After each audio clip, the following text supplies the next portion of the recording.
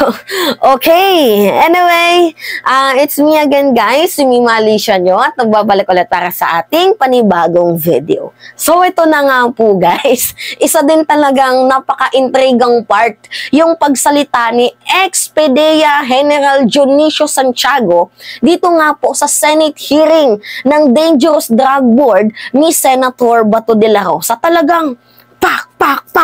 Binakbakan niya din itong si Morales na guys itong si Morales pinagmamalaki niya itong si General Dionisio Santiago. Pero itong si General, ex-PDEA Agent General Dionisio Santiago ay meron palang ibinulgar na pag-uugali ni ex-PDEA Agent Maurice or mas kilala bilang Jonathan Morales. So babalikan lang natin guys kung itong si President Marcos nga, tinawag niyang jukebox person. Itong si Morales, ito namang si ex-PDEA Agent General Dionisio Santiago, tinawag niyang STL. Itong si Morales. So sa mga hindi nakakaalam guys, ano yung STL? Sa pagkakaalam ko at sa video na ipapakita ko din sa inyo guys, ang ibig sabihin ng STL ni ex-PDEA Agent General Dionisio Santiago ay Professional Storytelling Liar. So lahat po kasi sila sa paningin ni Morales mali. Siya lang daw po ang above the law. To the point na napapasok niya na yung Malacanang. Mantakin nyo guys mas mataas yung posisyon ni Francia. Investigador lang itong si Morales. Pero talagang kung makapagdikta siya, kung makapaghusga siya sa mga nandyan sa loob ng PDEA, laging mali sa paningin niya. Siya lang yung tama. To the point na nakakapasok daw pala siya guys doon sa Malacanang. Talaga atindi at tao talaga itong si Calvo. Alam nyo itong si Bato de la Rosa at itong si Morales, sa pag-umpugin yung mga ulon na yan kaya hindi sila tinutubuan ng buhok. Kasi mga walang sustansya yung yung utak. Mantakin nyo si Bato nagsalita itong si Attorney Del Balde. Sabi ni Attorney Del Balde, pinaliwanag niya kay Senator Bato de la Rosa na ganito yung procedure ng pre-operational report. Pinaliwanag niya, ang dami niyang statement. Pero at the end, ang sabi ni Bato, hindi ako naniniwala na hindi totoo yung dokumento na yan kasi luma yung papel Tapos may butas ng puncher. Matagal yan. Kumbaga hinugot lang talaga yan. Talagang dinidikdik ni Senator Bato de la Rosa na totoo nga itong dokumento na sinulat ni Morales. Talagang dinidikdik niya talaga na parang gusto niyang sabihin na adik itong ating presidente. Actually, yun naman talaga yung pinakapunto doon.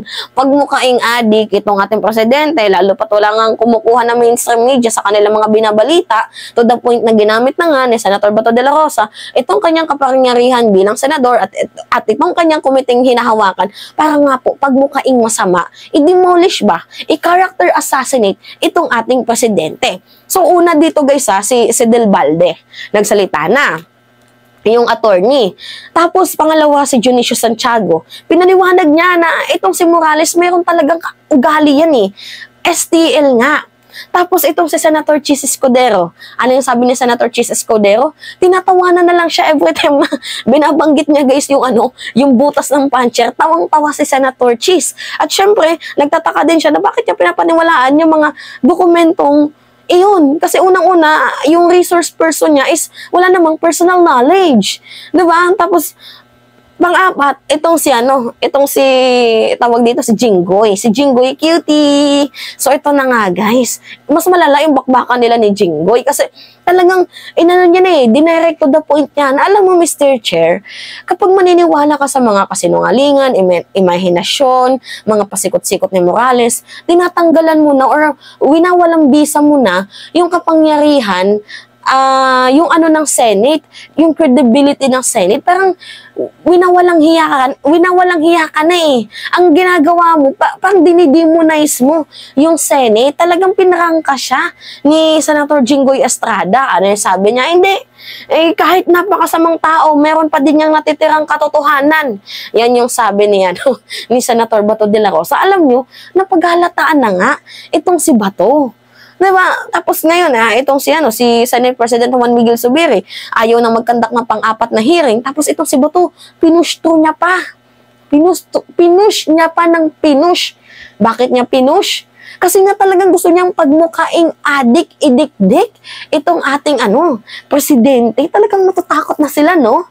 Talagang kung ano-ano na yung kanilang pinanggagagawa.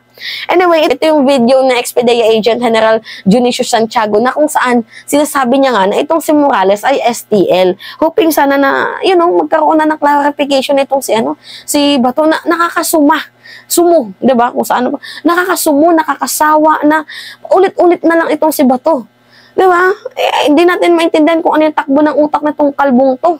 Nagiging authentic yung isang paper because of butas ng puncher. At because sa natubigan daw, guys, mukhang luma na daw yung dokumento. Kaya niya nasabi na totoo itong document ni Morales na authentic daw. Ulit-ulit na lang. Anyway, pakinggan niyo to. Alam nyo, Mr. Chairman, ako, Director General ako. Nandun sila. Nasa doormat sila eh. Doormat sila eh. As a matter of fact, within the IIS, nandun siya sa ibaba, investigador siya. Meron pa siya na, I think, nandiyan si Francia. Pero above Francia, there's somebody else. Pagkatapos, saka ka lang aakyat doon sa DG for Deputy for Operation, the classmate of our Honorable Chairman. Ang nagtataka ko, bakit he is all over? Ba't nandoon ka? Nilalampasan mo lahat ng tao. Sino? You're talking about Morales? Nakadiretso nga siya hanggang Malacanang daw eh. So he did not follow the chain of command? Yun ba ibig niyo sabihin? Walang chain of command na sinusundan. He's all over. Ang pinagtataka ko, binanata niya ako, bandang huli, pinalitan si Gutierrez, pumalit si Gutierrez, binanata na naman siya si Gutierrez, tapos ako na magaling. Tapos, nawala si Gutierrez, pumalit si General Kakdak. May problema na naman si General Kakdak. Lahat kami may problema, siya lang ang tama. Magaling eh. Ang yung akala niya, magaling siya ang tama. Kaya kami, wala kaming karapatan lahat. Alam mo, huwag kang magagalit, Jonathan. Ang tawag ng mga kaibigan namin sa iyo, STL. Huwag mo kakalimutan STL. Kilala ka nila personally. Ang STL, ano STL? Alam ko, the Small Town Lottery. Professional Storytelling Alayar. STL, yun ang sabi sa akin. Kilala ka nila. See? Diba? Tapos na to. Tapos na. Ang dami nang kumukontra sa'yo. Bato.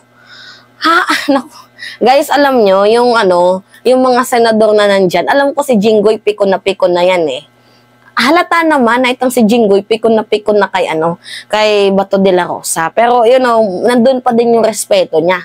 Nakita nyo yung video na nagkasagutan yung dalawa? Ha? Anyway, pag may time tayo, papakita natin ngayon. Alam mo ba to, ang dami nang kumukontra sa'yo. Even itong sa pangalawang Senate hearing na yung nakaraan nung May 7, nung ginawa mo, si Senator Chis Escudero, nilecturean ka na kung kukuha ka ng isang resource person, dapat yung may personal knowledge. Kasi nga, ang alam lang talaga ni Morales ay siya yung nagsulat ng dokumento na ibinigay sa kanya ng confidential informant. Anyway, ito, usapang confidential informant. Sinabi ni Bato na talagang hindi niya talaga pwedeng sabihin yan kasi nasa namin yan, chain of command ba yun? Kung anong tawag doon na hindi pwedeng ilaglag yung confidential informant. Ganyan-ganyan. Pinapagtanggol niya si Morales. Alam nyo guys, hindi na natin to kailangang pahabain pa kasi alam na natin yung motive pala, yung motive ni Bato de la Rosa na pagmukhain nga po talagang adik itong ating presidente. Yun naman po guys yung punto dun eh, to demonize the character of the president, to assassinate the character of the president. Yan naman talaga yung punto dun. Diba? Yan talaga guys, literal. Ang ginagawa ni Bato, talagang smooth transition lang. Ay nangyari, hindi smooth. Diba? Kung gaano kakintab yung ng ulo mo, ganun kakintab yung utak mo. Diba? Kintab lang yung meron, pero laman wala. Diba? Guys, gusto niyong marinig yung sagutan nila ni Jinggoy Estrada. I don't think so kung hahaba tayo, pero mas mabuti nang marinig ninyo. Tingnan niyo yung sinabi ni Jinggoy Estrada dito. In this committee, we have to ferret out the truth.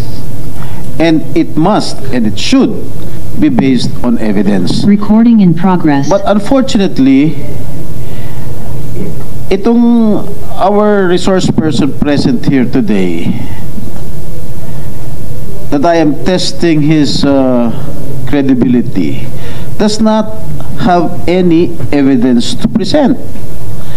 So, Mr. Chair, Mr. Senate President, Mr. President, if we continue to listen to the imagination or the alibis of this witness, it might, don't get me wrong, Mr. Chair, it might diminish the credibility of this committee.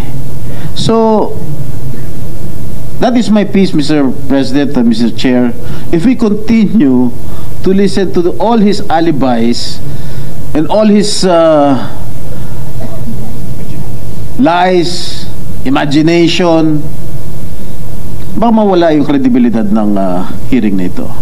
That's why we have to, sometimes, siguro, papalahanin ko rin yung sarili natin, we have to vet our resource person. Hindi katulad nito na paniniwalaan natin na marami palang kaso. Yes, Your Honor, I fully agree with you. I fully agree with you. As I've said, meron akong pinaniwalaan sa kanyang sinasabi, meron din akong hindi pinapaniwalaan. Kaya nga tayo nag-hearing dito, para nga i-validate natin yung mga pinagsasabi niya. Yun lang po sa akin. I want to hear everyone. Wala po akong sabihin na magpagamit kung anong meron siyang agenda. Tingnan nyo guys ha, uulitin ko, narinig nyo ba yung sinabi niya? Wala akong time na magpagamit dito para sa mga agenda na yun. Eh bakit parang napaghalataan ka naman? Di ba kasi hindi naman sinabi ni Senator Jingo Estrada na ginagamit itong committee mo. Diba? Para sa mga hidden agenda na yan. Bakit pinapangunahan mo? Ano, bato-bato sa langit, ang matamaan, wag magalit, ganon. Hindi naman yun yung punto ni Senator Jingo Estrada na mawawala ng kredibilidad to diminish, diba, the credibility of the Senate because of that certain person na tinutukoy yung resource person pero wala namang alam sa personal knowledge. Yan yung tinutukoy ni Jingo Estrada. Papaniwalaan mo na merong kasong false testimony. Okay lang sana kung yung kaso niya iba eh. Kaso yung kaso niya false testimony at biyasa na siya magpaikot-ikot sa story about sa droga. Diba? Tapos ngayon sasabihin mo, wala akong balak na magpagamit dito. Diba, ganyan-ganyan. Bakit mo pinapangunahan yan? Eh, hindi naman sinabi ni Senator Jingo Estrada na ginagamit mo or nagpapagamit ka para sa mga hidden agenda na yan. Diba? Laglag. Diba? Talagang nalaglag siya dun eh. Ganun naman talaga yun, guys.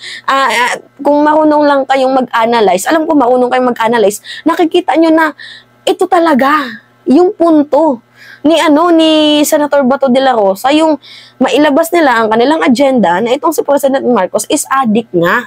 Yun. Diba, masyado niya lang talaga na, parang ano siya, no?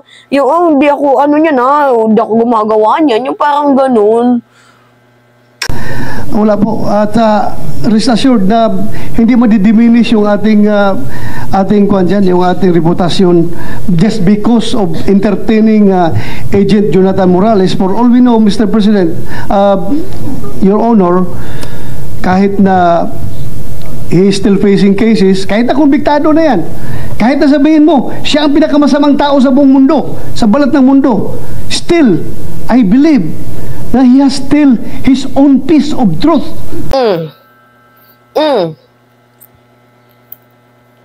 Siya na mismo nagsabi, guys, kahit napakasamang tao niya sa buong mundo. Girl, ikaw na mismo yung nagsabi, napakasamang tao. Meron bang masama na nagiging mabuti? Ha? Guys, correct me if I'm wrong, kasi yung pagkakasabi niya, kahit siya pa yung pinakamasamang tao. Siya na mismo yung nagsabi, pinakamasamang tao. Ano yung makikita mong kabutihan dyan? Pinangalanan mo na nga na kahit siya yung pinakamasamang tao sa buong mundo, tapos sasabihin mo, he has a piece of truth. Ano yung truth dun? Alam niyo, tinatarantado tayo nitong kalbong to eh. Hindi naman ibig sabihin na pinakamasamang tao yan, hindi na natin paniwalaan.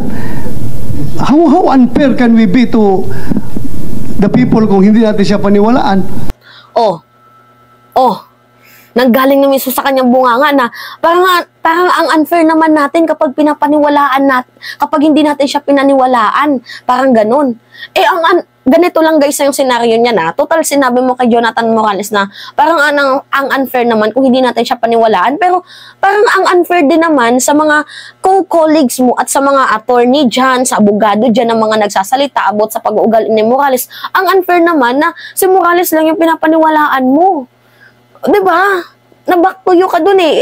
Naku, Jinggoy, kung ako'y nandyan, nung sinabi niya yan, parang, Mr. Chair, parang ang unfair din naman na si Morales yung pinapaniwalaan mo. Tapos yung mga nandito na tao na ang dami namin, no, na kumukontra sa pag-uugali at nilalahad na namin yung katotohanan about dito sa ugali ni Morales, hindi mo kami pinapaniwalaan. Diba? Salita ka ng salita ng unfair. Ang unfair naman kung hindi namin pinapaniwalaan si Morales, majority nga dito sa Senado ay itong si Morales, ganito talaga yung ugali. Diba? Nakukuha ko dyan, nasuplak niya yung kalbong yan. Kahit na masama siyang tao. Kaya, that's the purpose of this hearing. To hear them, to listen to them. And it's up for us to believe. Whether we believe on him or not, then same goes true with all the resource person. Ganoon po ang ating treatment dapat. Basta ako, I am just giving you the assurance as you're my vice chairman of this committee and including the Senate President.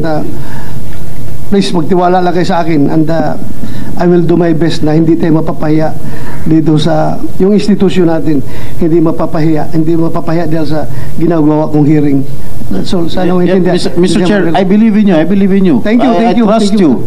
I think majority of our colleagues trust you. Thank you. Wala akong sinasabi na bias ka. No. We have trust. We have full trust and confidence in you, Mr. Chair. What I'm saying, the reason why I gave that particular statement, that it might diminish the credibility of this committee because of the lies and the imagination of this resource person, because I have repeatedly asked question if he has evidence or he has evidence to present or to provide this committee. Wala ho talaga siyang ebidensya maipakita. At yung tinatanong ko lagi sa kanya, yung second question ko sa kanya kanina, which I asked before during the second hearing, kung sino yung confidential informant niya, sinabi niya, hindi niya matandaan. So how can we believe in this kind of resource person na wala naman talaga siyang pirepresentang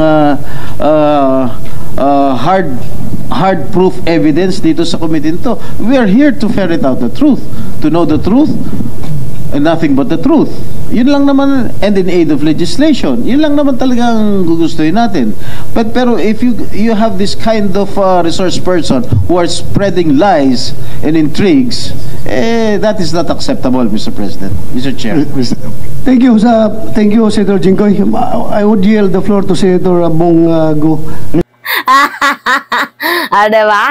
Wala na siyang maisagot. So, kita nyo, sabi ni Jinggoy, kung pinapaniwalaan lang natin yan, yung kanyang kasinungalingan, well, ang tinutukoy natin dito is to tell the truth. To tell the truth, nothing but the truth. Katotohanan lang. Walang iba kundi katotohanan lang. Tapos kung papaniwalaan mo, yung kasinungalingan, yung mga alibay, hindi naman ata acceptable yun. Talagang, sinupalpal na siya. Tapos ano yung sagot niya? Thank you, Mr. Chair. Ganon-ganon siya. Mr. Ganyan-ganyan. Putang ina mo kakalbo. Itok-tok ko yung puncher sa ulo mo. Ganyan, thank you. Tapos, we would like to give that, ganyan-ganyan, Mr. Senator Bongo. Wala na kasi siyang masabi eh. So, palpal na siya. Kaya, Mr. Bongo, ikaw naman yung magsalita, bonggoin ko yung utak mo. Diba? Nakakaloka tong pit ng grabe. Hindi ko alam. Alam mo ba to, you should resign. Yeah. Resign. Kasi yung pera ng taong bayan, as a taxpayer, taxpayer ako, sayang yung pinapasweldo namin sa'yo. Sobrang sayang. Literally. Waste of money yung Senate hearing nyo, and planted evidence yung ginagawa nyo dyan, and obvious na obvious yung script. So again, ano yung sabi ni Junicio Santiago? STL siya. Hindi mo pa din pinaniwalaan, Expedea General to. Si Francia, mas mataas siya. Kay Morales, hindi mo din pinaniwalaan. Yung abogado na si Del Balde na nagsabi na ganito yung pre-operational procedure, hindi mo din pinaniwalaan. Even ito sa Senator Chis Escudero, hindi mo din pinaniwalaan. Sino pa paniwalaan mo?